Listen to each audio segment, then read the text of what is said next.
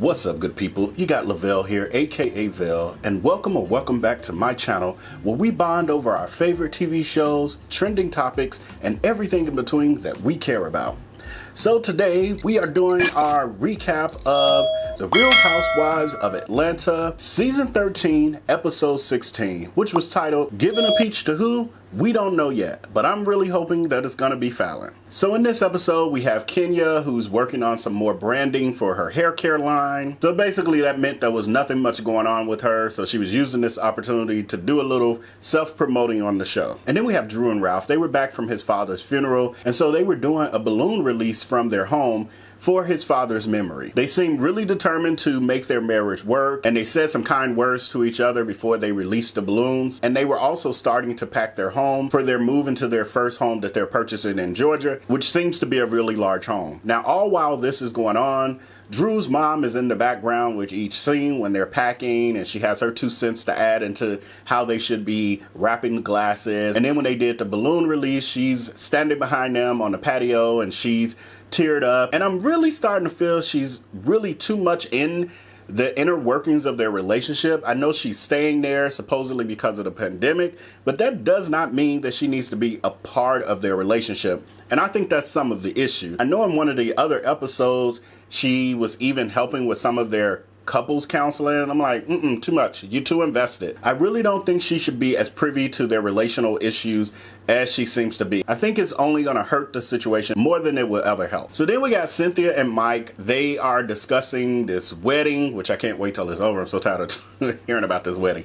But they're talking about this wedding. They had sent out over 250 wedding invites, and Cynthia was now concerned because 167 people had accepted. So I guess that's 167 of her friends who could care less about the pandemic because they all obviously want to be a part of this grandiose wedding and not caring in the least about the pandemic, and obviously not caring about the risk of getting sick. Mike then mentions that he wants Dennis, Portia's ex-boyfriend at that point, to attend, and he was asking Cynthia what does she think about the idea, and does she think that Portia would have an issue with it. Cynthia wasn't sure, and she said that she would basically ask and find out. Now, on the other hand, Cynthia had bigger fish to fry because she was concerned with one of the guests she wanted to invite and how her mom would feel about it. And that was her father, who her mom had mentioned was abusive to her in their relationship. Now, Mike was giving the advice to Cynthia of, it's your wedding, it's about you, and you're making it about everyone else. And it's about what you want. So do you want your father to attend? If you want your father to attend, he should attend, and there should be no questions about it. Now, under normal circumstances, I would probably agree with Mike. I'm one of those people that kind of do what I feel is best for me, and I don't lean too much on the opinions of others in regards to what I do with my life. However, I think this situation is different considering that it is Cynthia's mom, and the fact that the person that her mom would have a problem with attending was a person who was abusive towards her. So that could be traumatic, it could be triggering, things of that nature. So I think in that situation, it's not as cut and dry as it's your wedding and whoever you want to come, you know, you need to invite and don't care what other people think about it. I think this is a little bit different. Now, her father and her brother had actually walked her down the aisle when she married Peter. However, Cynthia was saying that since her mom had participated in Kenya's domestic violence PSA, that it became a big fallout between her father and some of the people from, I think it was Alabama, where they're from. And so she hadn't spoken to her father since then. And that was a couple seasons ago, if I'm not mistaken, at least 2 seasons ago, I think. Correct me if I'm wrong. So Cynthia and Noelle, who was traveling in from LA, because she's a full-time social media influencer based out of LA, Noelle was home visiting for a couple weeks, and Cynthia and her took a trip to her mom's house for dinner, and also for Cynthia to have that hard conversation with her mom about the fact that she wanted to invite her father. Well, it did not go well at all. First of all, her mom felt like she was putting her dad over her, and she was like, I'm the person who's been there for you and your sister and everyone, and where has he been, and now you're choosing him over me. The other side of this, which I was a little lost by, that Cynthia's mom was saying she felt blindsided by the whole PSA thing that she had did regarding domestic violence, and she said she wasn't aware that what a PSA was. She didn't know that it would be what it was, and she ended up sharing her story, but then she faced a lot of backlash from the people in her hometown in Alabama who was basically saying she was lying and she was trying to tarnish the name of her ex-husband, who was, in their opinion, this great guy. And most of us know situations of people like this where some people have a perspective of them that makes it hard for them to believe the other truth about the person. Two things can be true at the same time. A person can be a great, outstanding citizen and take care of everybody and whatever he's doing in his hometown, but also in their previous life or even currently still be abusive to people. So that's possible, and kind of kills me when people do that. Like, you don't know. If you weren't there, you don't know. You can assume, but you do not know. But anyway, she faced backlash from that, and so she was kind of turning that on Cynthia, which I thought was unfair. So Cynthia wasn't happy about her mom making it out like she had bamboozled her and blindsided her and put her in a predicament that she wasn't aware of. She said, I told you it was a PSA, and I told you what it was about. And she said, you didn't realize it, like when you saw the cameras and everything going on. Like, so I don't know, like with the mom, maybe it's selective memory. Sometimes in our memories, we rewrite history to a degree. So I don't know if it was that or if she truly did not understand what a public service announcement was, and or did she not understand that it would be made so public? Maybe that was it. Maybe she thought it would be just a little video they did that went nowhere. But I mean, her daughter's a celebrity and it's being done with other celebrities. So I don't know. So anyway, needless to say, although Cynthia did not feel like she was wrong in this situation, she did apologize to her mom, and her mom accepted. Noelle then chimes in and tells her mom that she doesn't think it's fair for her to put her mom in that situation of having to say whether or not she wants her grandfather to attend. She was saying basically, you know, her answer because of everything she's saying, her body language, and what she's also not saying. And so Noelle was like, you already know how grandma is. She's always doing everything for everyone and sacrificing her own feelings.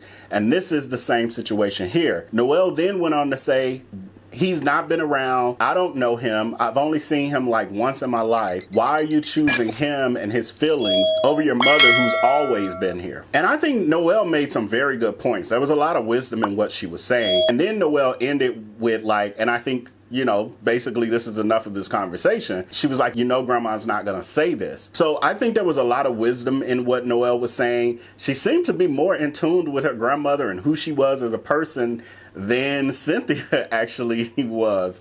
But I don't know if it's because she's a little bit removed from the, you know, situation of the feelings or the emotions around the grandfather at all, because she doesn't have a relationship with him and never has. So from her, she could be more, in a way, objective to the sense of what her grandmother may be feeling and experiencing in that situation. So basically Noelle was saying, like, you already know the answer, like, it would just be best for him not to go. And she was like, and basically also, like, we talked about this enough, like we need to let it go and not keep harping on this for the sake of grandma and her feelings. So that was that, and it looks like the father will not be attending, but I don't know 100%. I don't know if I missed that part. You guys correct me if I'm wrong. But I feel like in the end, Cynthia was kind of agreeing to her father just not coming to keep the peace. It'll be interesting to see, on the other hand, what Mike Hill's rebuttal from that would be, because he was the one advising her, screw what everyone else feels about it. If you want your father to attend, he should attend. So this will be interesting. This is another reason why, as I've gotten older, I'm more like, let's keep it simple. We don't need no big old wedding. It's too many factors that come with it when you get into these big weddings. Who's coming, who ain't. Somebody feel this way about somebody else, whatever. How about just me and you just go to the courthouse or destination wedding and do this thing alone, or maybe with 2 or 3 other people, call it a day? How do y'all feel about it? What do you think about big weddings versus, you know, smaller, intimate destination weddings or courthouse weddings? What would you prefer, or what have you done? Let me know in the comments below or in our text community.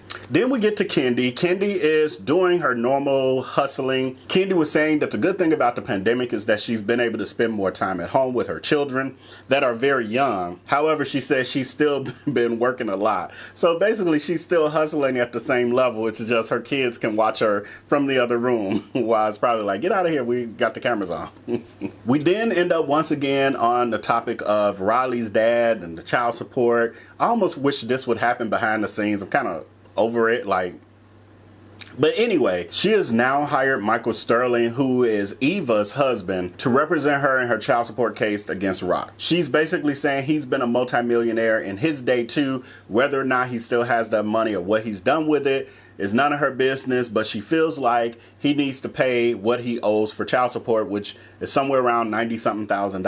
So her friend who was there, who was also a part of her glam team, had the nerve to tell Kendi that she didn't need to be asking for child support because she didn't need it. And Kendi was like, well, it's not about me needing it. It's like, we had a child together. That's his daughter too. So I can definitely afford it, but he has a responsibility to his child too. And so I could tell that Kendi was, in my opinion, rightfully so, getting irritated with her friend who was kind of laughing, or worker, I don't know, but who was basically laughing it off, but like almost attacking her like you doing too much. And it's like, no, it's really the principle of the thing. And that's how I feel. Like, I don't need to see it on TV. And that's my biggest issue with it. I'm tired of hearing it and seeing it on TV. However, I want her to handle her business behind the scenes.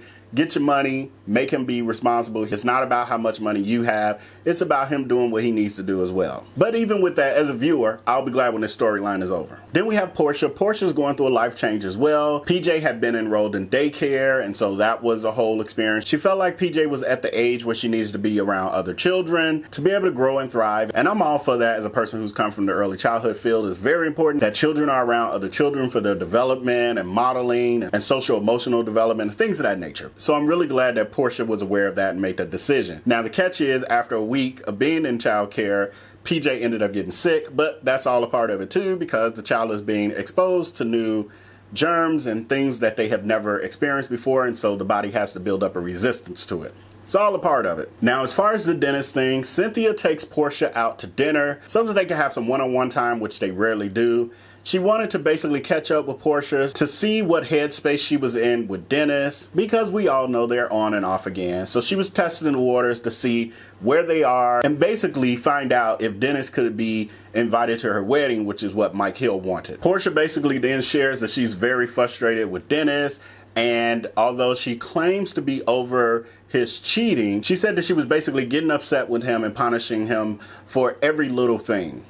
So to me, that basically says that subconsciously she really wasn't over the cheating, that she subconsciously was basically trying to punish him and make him feel as bad as he's made her feel for being cheated on. I just don't think she's gotten to the place of being able to admit that to herself. So then she goes on to basically say that he was irritating her and every little thing that he was doing just became her blowing up at him. And she basically wanted peace in her life and in her house, especially with the pandemic and everything going on. And so she's basically cut off that relationship with him for peace of mind. So long story short, her answer was no, she did not want Dennis to attend. Now, I kind of think that that was selfish on the part of Portia, because of the fact that she may be Cynthia's friend, a little bit friend, but Mike Hill has his own relationship with Dennis. Dennis is his own person. He has his own life. He has his own friends, which Mike happens to be one of them. So I don't feel like she should have been entitled to make that call. This is a situation for me that is different than Cynthia and her mom and dad's situation. I feel like this should have straight up been whether Mike Hill or Cynthia wanted Dennis to attend. He should have been able to attend, as well as Portia, you know, if that was the case. But what do you guys think about that? And I did hear that he actually ended up attending the wedding, so basically it was no big deal, and Portia lived through it. Like, she's still thriving and surviving, so it wasn't no big deal. Like, you can't control the spaces that your exes are in. Now, you can control whether or not you are there, but you can't control whether or not your exes are in places. Nor should you, unless it's your place or function. So then we get to the main event of this whole episode, which was the Kendi Cares event for her nonprofit. Kenya was there passing out groceries and shade left and right. She was being bossy and shady at every turn. She came for Portia when Kendi was congratulating Portia for being on time, and she said that Portia was only on time for her photo op. She then came for Marlo, who had given Kendi a $5,000 donation for her organization, by saying, oh, that was nice of Marlo to give such a large donation. She must have got a large tip from her sugar daddy. Really? And when Drew called over the phone to show her support because she couldn't be there in person because she was being quarantined for having to travel to her father-in-law's funeral, she was just calling to be supportive and tell the girls hi and saying she wished she could be there. Once she got off the phones, the ladies were saying how nice and sweet she seemed. And then Kenya said that Cynthia was bringing along another stray. Why she's such a hater and miserable, I have no idea, but it ain't cute. Now, what was cute was that Kendi threw a little shade of her own in her confessional, and she was saying how nice it was to get the support of the ladies with their donations. She said, however, one of the ladies isn't as giving as you might assume that they would be. However, she didn't call out any names, but to me, the camera, when it came back to the scene, was being a little shady. It didn't show her right away, but it showed the group of them, and then it showed Kenya. So I definitely think it's Kenya, because I know that there's been other issues before with her and donations and either not following through or them not being as much as she claimed she was going to give. So I'm pretty sure it's Kenya. But what do you guys think? Let me know in the comments below or in our text group. Because it always tends to be the bullies with the most to say who actually have the least amount to show for it. And Kenya definitely falls into that category. Kenya also came for Portia as they were preparing the food to pass out to the cars that were pulling up for the donations. Portia was going over her conversation with Cynthia and how she felt about Dennis attending Cynthia's wedding.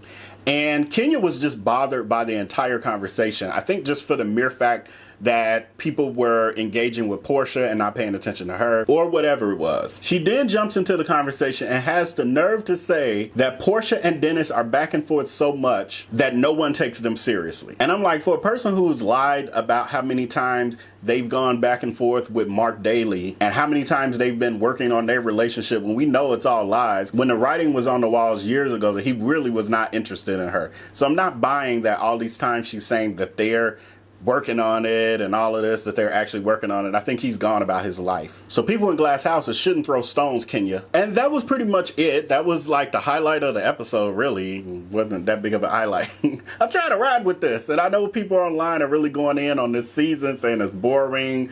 They need to bring in new cast people, all of that. I'm hanging in there, people. I'm still trying to hang in there. I will say, though, I am still going to be rooting for them bringing Phelan, which for some reason I was calling her Fallon in the, like, Jimmy Fallon. I was calling her that repeatedly in the last episode, and someone corrected me, and so thank you for that. But it was a late night like it is tonight, and I was drinking. So for some reason I typed Fallon in my notes and then just kept repeating it and not even thinking to correct myself. But anyway, I am really intrigued. Someone mentioned in this episode, and I was already planning to mention her, but they gave me a lead in. But anyway, even if I misspoke her name, I am definitely officially starting my hashtag Team Fallon campaign. I need her on this show. I think she would be that level of glitz and glam that I think is missing. That's kind of giving us a level of pedestrianism. That's not a word, but but it's like very pedestrian. It's very common, like what's going on. It's not the glamorous situation. These are just basically now people who are doing slightly better than some of us. You know, it's not a situation where it's like, oh my God, that's how rich people live, or, you know, it's not that. And I think that's where some of the boring, because it's like we only have the storylines. We don't really have the aesthetics to lift it up and to give it that extra oomph. And so Fallon, I think, gives us that. They mentioned in one of the previous episodes, I don't know if it was Cynthia or something, but they attended, I think, a party at her house.